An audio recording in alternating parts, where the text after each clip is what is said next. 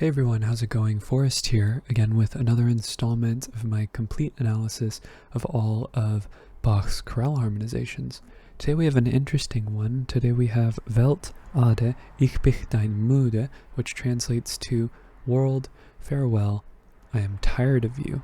Now this is a really interesting chorale. We have some arrangement with two soprano lines. We also have a second page. I could not get it all into one page like I like to. And it's like this long, like very early music style of notation with really long note values as opposed to the shorter ones we're accustomed to in Bach's music. That being said, there were no notated fermatas, so the phrases, they do have endings, but they're not marked with fermatas. So we have a lot of interesting quirks about this chorale in particular that make it unusual, make it unique in comparison to the other chorales we've looked at.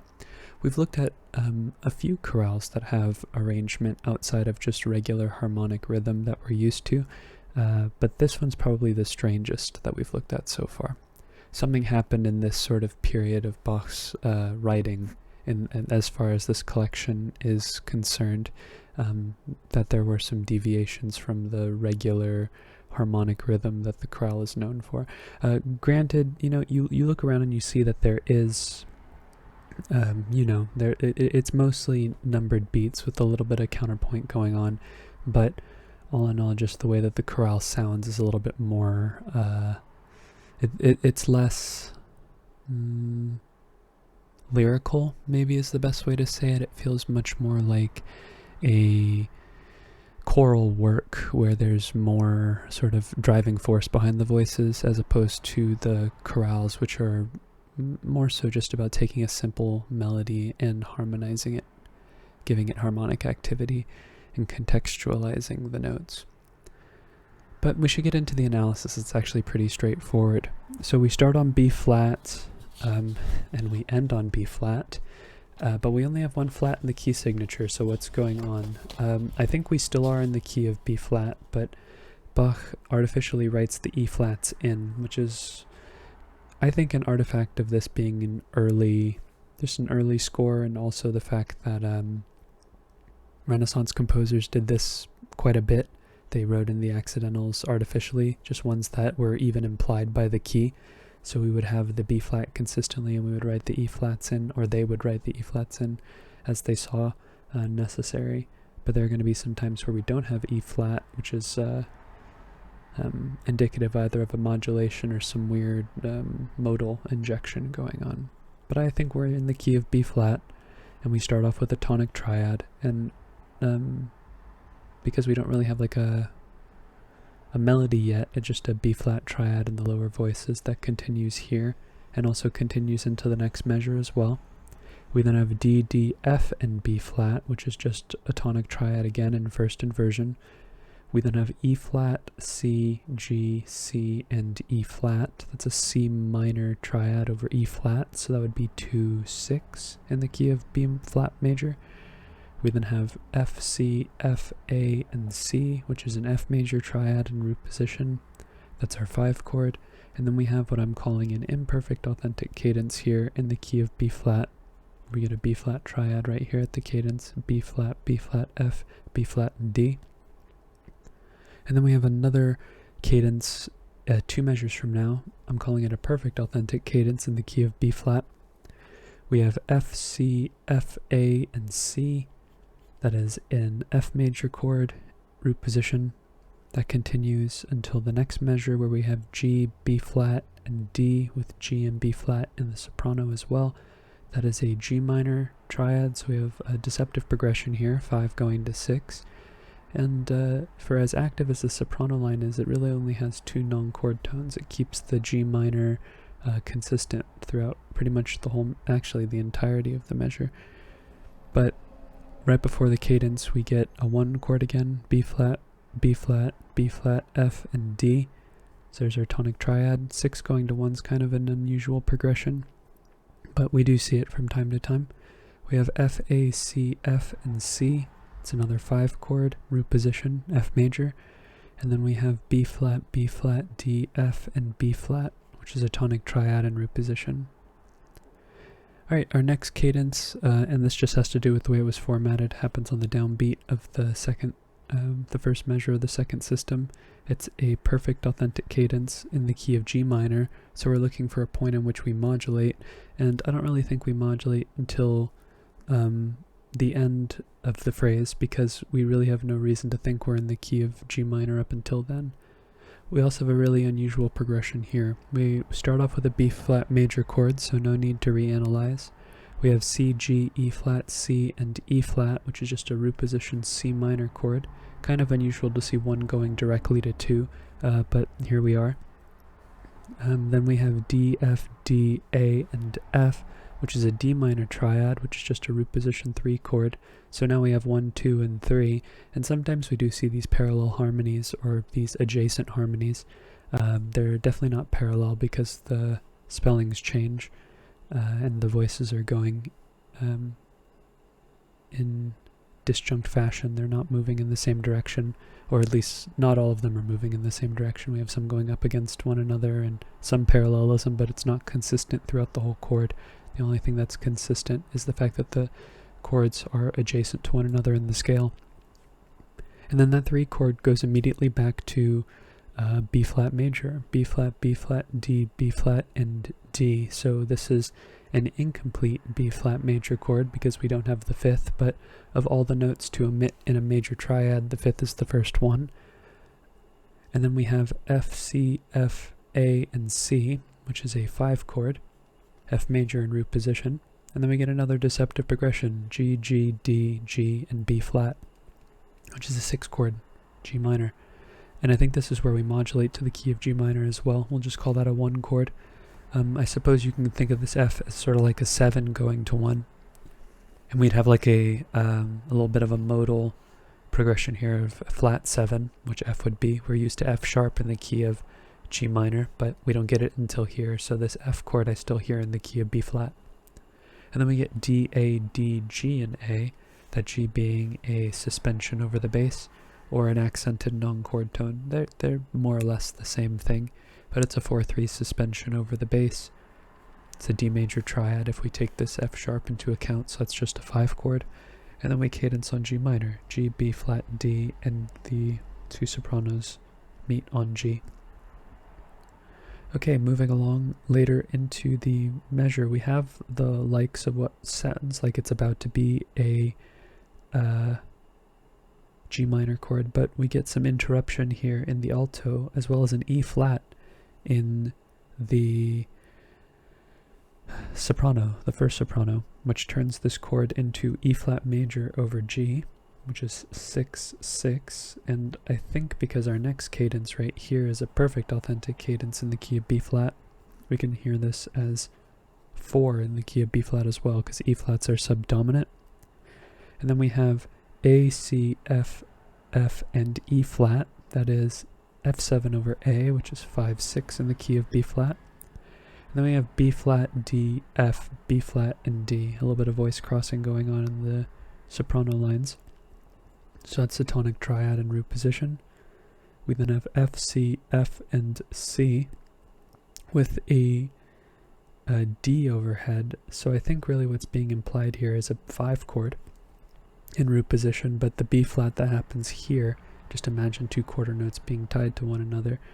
And then this D that resolves here with this C, and this B flat that eventually turns into A, resolves the chord. So we have a little bit of counterpoint going on. It's just this C in the tenor that keeps us from calling this a 1-6-4 chord, but who knows, maybe you'll hear it more as 1-6-4. I just really hear this dominant in the bass. The F and the C just has a really resolute sound, and it sounds like we're preparing for a perfect authentic cadence. The upper voices aren't really impacting the harmony as much as the inner voices and the bass are.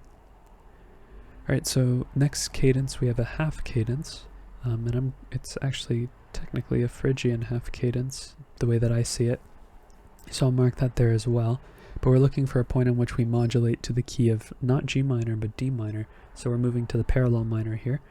And then we have a D minor chord, and honestly at this point, the way that the harmony is organized, I'm inclined to believe that we're already in the key of D minor from the start. So Whether you hear this as a direct modulation or whether you think this D minor is a 6 chord, we have started phrases with a 6 chord, and we've seen 6 go to 1, so 1 going to 6 doesn't seem... 1 going to 6 is not super unusual, but 6 going to 1 is a little atypical. We can just call this 1 in the key of D minor. Might as well. We get another D minor chord on the next beat, D, D, D, F, and A.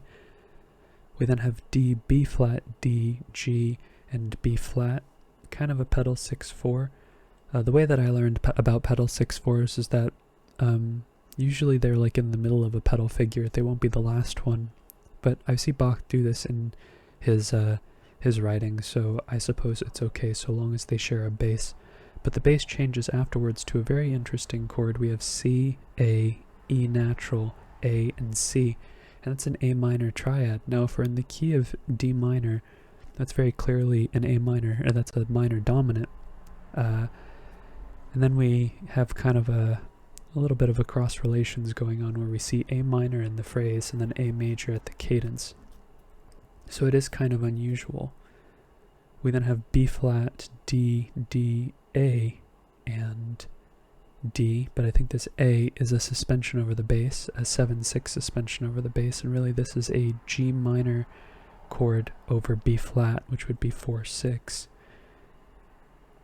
And then we eventually cadence on our dominant, which is 5. So moving along to the next phrase, we have it end what I'm calling a perfect authentic cadence in the key of D minor, but we have a Picardy third here, this F sharp, which does something interesting to the harmony following it. So we have F, A, F, C, and F. So a little bit of a deceptive progression here. We expect 5 to go to 1, but 5 goes to 3. And that chord repeats again on the next beat. We then get C, C, G, G, and E. And depending on how you hear this, you might hear this as 7, which is what I'm going to call it. 7 usually wants to go to 3, so this is an example of like a transitive progression, or you might hear this as 5 of 3. However, the reason why I'm hesitant to call it 5 of 3 in this case is because we get D minor afterwards. D, A, F, and doubled Ds in the melody. Then we have A, E, D, and E, so that's a 4/3 suspension over the bass, and this is just a big 5 chord that realizes on the and of beat 2. And then we cadence on 1 major. And when we cadence on if we get a Picardy third in a minor key, that also can sort of imply dominance of another minor key. And I think what's happening here is that we briefly go to G minor, and this D is now our 5.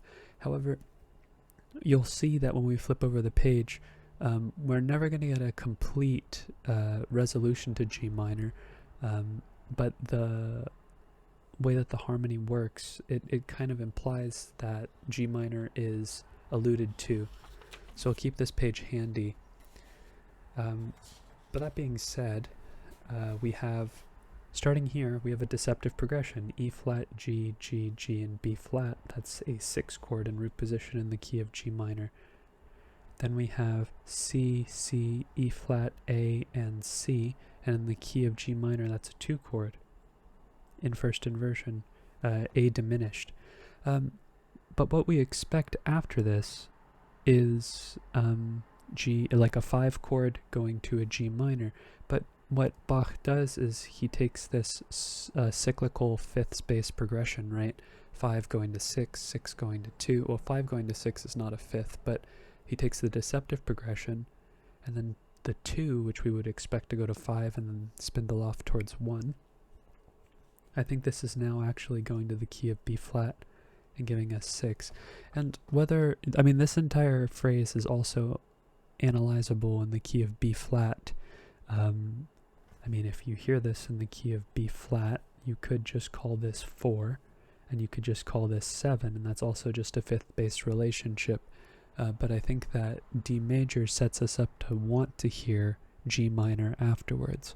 And we get the entirety of the G minor triad in the upper voices. We just have a deceptive bass. We have G minor above it, and E flat in the bass. We're missing that D to fully contextualize the G minor chord. But depending on how you hear it, when we go to 1 here in the key of B flat, the progression, if we analyze it all in the key of B flat, looks fine as well. It's just my ear is expecting G minor here. So that's why I think this little fragment is in the key of G minor. We have another B flat chord here, just revoiced. We have C, C, G, G, and E flat. That's a C minor triad in root position, so that's just a root position 2 chord. And our cadence takes place here, and it's an imperfect authentic cadence in the key of B flat. So when we get 2, it's interesting where we're seeing 2 instead of going to 5, it goes to C, C, E flat, A, and E flat, which is A diminished over C, so 7, 6. We don't usually see 2 go to 7. I guess you could make the argument that you get like a passing 7 chord from 2 going to 1 in some cases, but I've just heard that 2 chord as a 7 chord in the first place because they're so similar to one another. It's more common to see 4 precede 7 or 1 precedes 7. So the fact that we have 2 going to 7 is, I think, a comment on the fact that imperfect authentic cadences are very irregular in terms of the chords that precede the tonic, right? We see much more standard normative progressions in front of perfect authentic cadences, but imperfect authentic cadences are a completely different story. We see all sorts of unusual chords and inversions and counterpoint, and this is already an unusually notated section. So the fact that we have this progression is just contributing to the weirdness. Our last cadence is here. It's a perfect authentic cadence. I know these phrases look really long, but they're actually not, right? This is like 3 beats. Imagine this, even though it looks like you would hold this for a long time, it's actually played very quickly. So we have B flat, D, F, D, and F. So it's just another tonic triad. And I'll write that again because we're on a new system. Usually I don't reanalyze the same Roman numeral unless we're changing systems.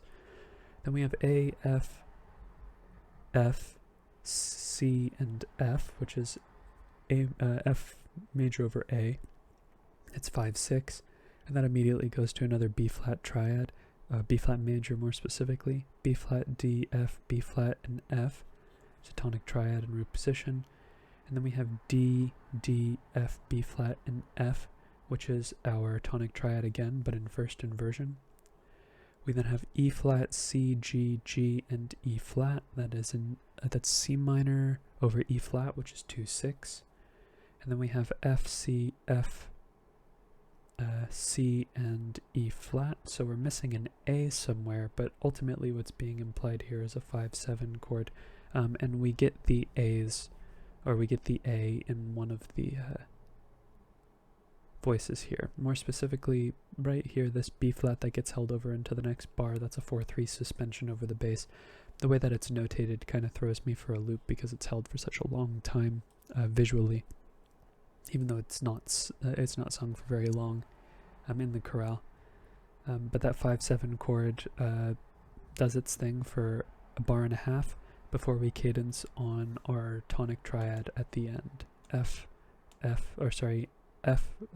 My goodness, what clef am I reading? B flat, D, F, and B flat, just a tonic triad. I always thought this looked really interesting, the tied over dotted whole notes, not something you see really at all. But that being said, that's today's analysis. Yeah, it's really interesting chorale. Definitely more on the chorus side of things as far as the chorales are concerned, but all in all, I think this chorale, it more or less functioned the way that you would expect it to. We have some interesting harmonic development happening in the second system of the first page. This G minor analysis might not be agreed upon by everyone, but that's just what I'm expecting to hear as I'm analyzing in real time. My analysis isn't always a reflection of me knowing what's following it. It's a byproduct of me analyzing and thinking about what's happening as I'm listening to the piece in real time. So I'm expecting G minor after this, even though it's very brief and we never get a G minor. That's just me trying to use critical thinking to analyze the chorale the way that I see fit. But I will leave you all with that one. More interesting chorales to come. Thank you so much for watching the video. Thank you so much for supporting the channel, and I will see you tomorrow in the next analysis. I hope you take care.